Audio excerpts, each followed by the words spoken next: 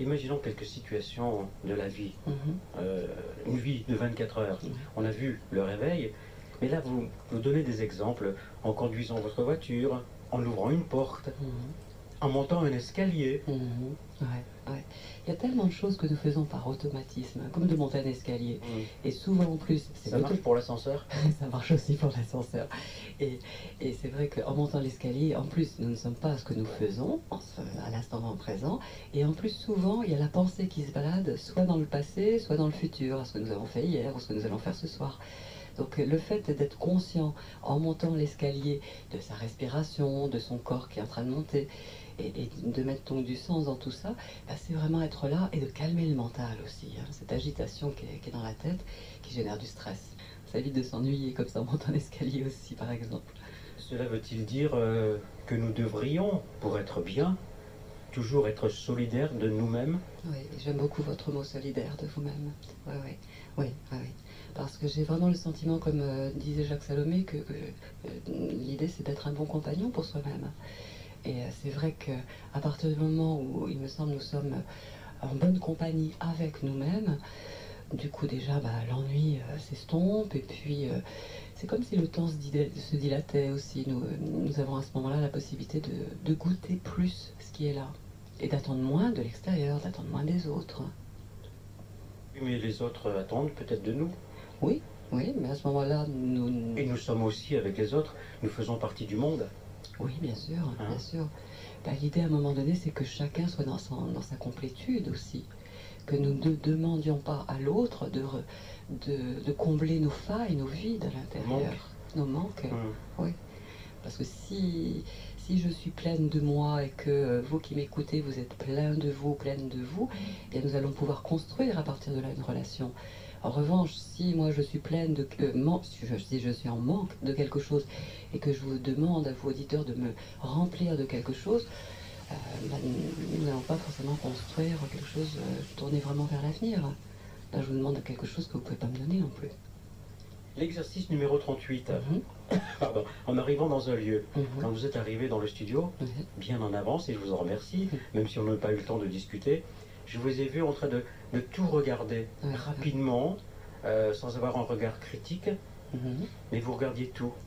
Le plafond, les murs, les appareils, les lumières, les écrans. Pas que ça d'ailleurs, hein. Oui. Parce qu'en fait... J'ai oublié les êtres humains peut-être. Voilà, par exemple, et pas que ça en plus. En fait, vous qui m'écoutez d'ailleurs, si vous regardez autour de vous, votre regard va être orienté sur quelque chose. Vous allez être attentif à quelque chose. Par exemple, vous allez être attentif aux objets qui sont là, aux choses, ou alors aux informations qui sont dans le lieu. Là devant moi, je vois un numéro de téléphone affiché, je vois des choses écrites. Ou alors, ça peut être les personnes aussi. Hein. L'attention va être tournée vers les personnes. Là, je vous vois. Ou alors ça peut être en regardant dans le lieu, c'est qu'est-ce qui se fait comme activité là dans ce lieu. Ou alors en rentrant dans le lieu, c'est comment est ce lieu, de quoi il est composé. Donc c'est vraiment comme s'il y avait plein de portes d'entrée quand nous arrivons quelque part. Et à mon sens, l'idée pour développer cette globalité de l'être, c'est de développer toutes ces perceptions. Aussi bien de ce qui est là, par exemple, dans les objets, les informations, les lieux, les activités, les personnes. Est-ce que cela, ma curiosité est un vilain défaut, mais est-ce que cela permet de savoir rapidement si nous nous trouvons dans un milieu hostile ou accueillant? Ça permet d'être en contact directement effectivement avec l'énergie du lieu, ce qui se dégage en fait. Et là, du coup, c'est comme si nous étions en contact direct avec notre intuition qui nous fait ressentir, voir ou entendre que c'est bon de rester là pour nous, ou alors non, c'est plutôt un climat qui est malsain. Et de partir de là. Ça permet vraiment de donner une réponse adaptée et bonne pour nous. Nous sommes toujours dans le vraiment là. Oui, vraiment là. Important. Ça paraît un acte un peu banal d'arriver dans un lieu qui est inconnu.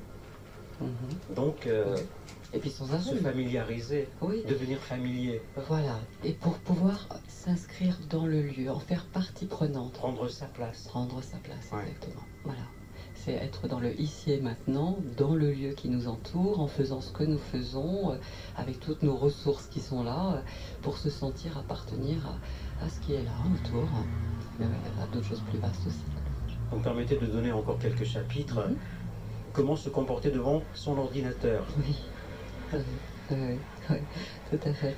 Souvent, moi, je vois des personnes qui tapent sur l'ordinateur, un peu le dos avachi ou courbé, et en fait, il y a toute une attitude qui peut être aidante et joyeuse en plus, qui est peut-être d'imaginer déjà que nous sommes comme un pianiste qui faisons ses gammes devant le bureau.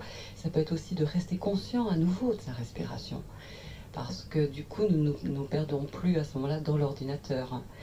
Et puis de garder la posture, une posture droite. Ouais. Je vais peut-être vous choquer en vous disant ce que je vais vous dire, mais combien sommes-nous à devenir des esclaves de l'ordinateur? Oui, des esclaves. C'est ce que vous vouliez dire? Exactement, des esclaves de tous les objets qui existent en fait. Je pense aussi au téléphone portable ou autres. Hein. Téléphone portable, télé, tous les outils en fait. Donc c'est de rester là, et puis bon, c'est l'outil qui est de l'autre côté. Il nous aide, il est un support, mais nous ne rentrons pas dedans, et c'est pas lui qui a la direction, quoi. Laurence, nous nous retrouverons dans quelques instants après une respiration musicale. Okay. Tout va bien, hein? Oui, oui, merci.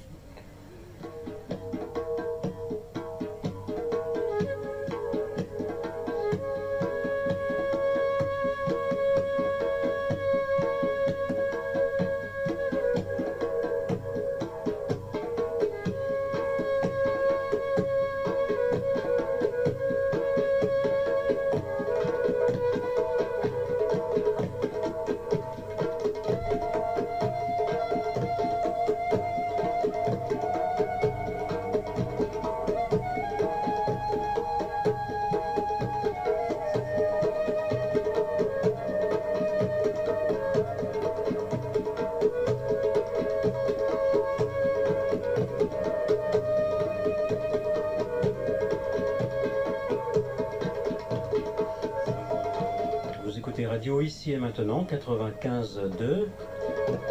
Santé et spiritualité en compagnie de Laurence Simenaud.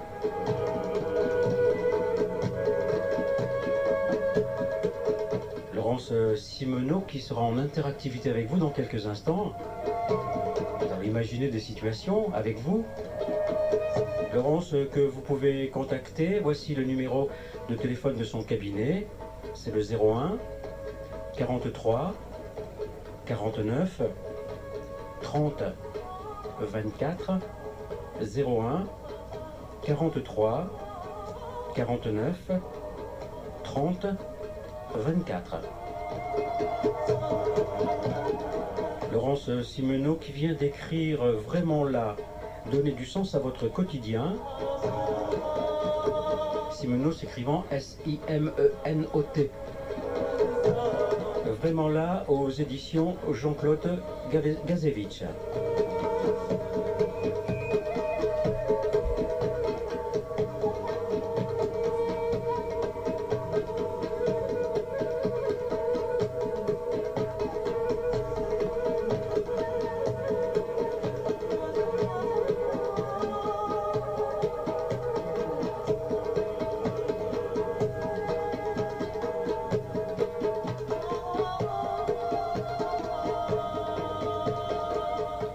Avant déjà d'accueillir les auditeurs, reprenons notre conversation. Vous m'avez préparé une fiche, je vous en remercie.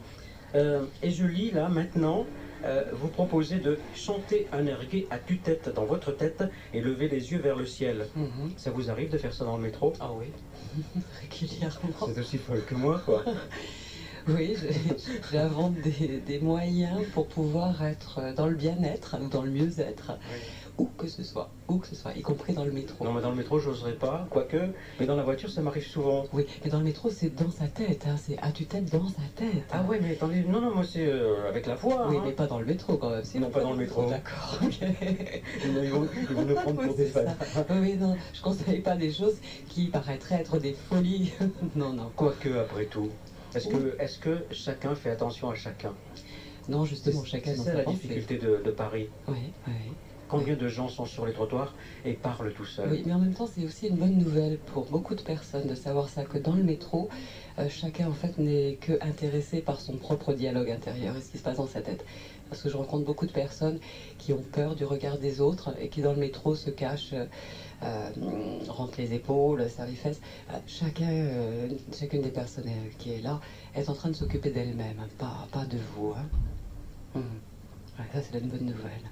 Vous pouvez être détendu. Donc tout reste intérieur. Tout reste intérieur. Et il est interdit de chanter à tue-tête vocalement.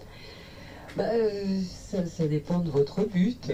Peut-être, Laurence, avez-vous pensé que les autres personnes qui sont autour de vous dans le métro viendraient faire un chœur et chanter et tout le monde? Vous imaginez demain dans Paris? Ça serait super. Ça serait super. Ouais. La fête de la musique tout le temps. Ah oui, mais... Ouais. Que se dire quand ça va pas bien? Ça veut être, par exemple, ça va aller mieux, ça va aller de mieux en mieux. Aujourd'hui, c'est comme cela et ça va aller mieux. Ok. Ou le plus dur est derrière. Ou c'est bien comme ça déjà. Le plus dur est derrière? Ouais. On n'y pense pas au plus... Souvent, nous avons le nez dessus, sur le plus dur. Pardonnez-moi, l'expression est peut-être un peu triviale, mais on a tendance à rester un peu dans notre caca, moi j'appelle ça. Exactement, bourbier, caca, voilà. Et l'idée, c'est de se dire, ok, ça ne va pas durer. Parce que la seule constante, c'est pas de moi, mais la seule constante, c'est le changement. Donc, même si à un moment donné, c'est difficile, la situation, les ressentis, ça ne va pas durer. Ça ne dure pas, il n'y a rien qui dure. Ce sont des nuages qui passent, les coups de tonnerre, et le soleil est toujours là, quoi. Comment est-il accueilli, le livre? Écoutez, pour l'instant, tous les échos que j'ai eus étaient tout à fait favorables. Les personnes me disent qu'elles trouvent que c'est un livre qui est simple d'accès, qui est pratique. Souvent, les personnes l'ont à la tête de leur lit. Et du coup, tirent au hasard, comme ça, un petit peu comme un tarot, une situation, et pour s'en imprégner, soit dans la nuit, soit pour expérimenter le lendemain. Parce que bien sûr, il y a 100 situations, et donc 100 exercices dans ce livre. Oui. Maintenant, il n'est pas demandé de le faire tout de suite pour les 100, c'est au fur et à mesure. Mais imaginez, ce qui serait drôle, c'est que dans quelques jours, chacun ait ce livre dans les mains, et l'est toujours, voyez, un petit peu comme un livre, et de chevet la nuit, et de respiration la journée, et se disent, attends, je vis telle situation, et vivant la situation, trouver l'astuce qui va permettre et finir par mémoriser. Oui, tout à fait. C'est là où vous seriez heureuse? Exact. Ah oui, vraiment. Ah oui, que nous soyons de plus en plus nombreux à agir avec cette conscience d'être, ça amènerait beaucoup plus de tranquillité et de paix, en fait, là où nous sommes. Et pour le bien de tous, en fait, c'est par ricochet après. Et vous savez, le titre du livre, c'est presque une incitation positive à comprendre ce que veulent dire ces trois mots qui sont le nom de la radio, ici et maintenant. Exactement, oui. Et pour moi, c'est vraiment quelque chose qui est important d'être là, maintenant. Et le fait d'être vraiment là, ici et maintenant, il y a une grande nouvelle aussi, c'est que ça dilate le temps. Et du coup pour nous qui souvent sommes stressés, eh bien ça permet d'avoir tout le temps qu'on veut. C'est comme si le temps se dilatait, d'être vraiment là, dans l'espace, dans le moment, avec soi.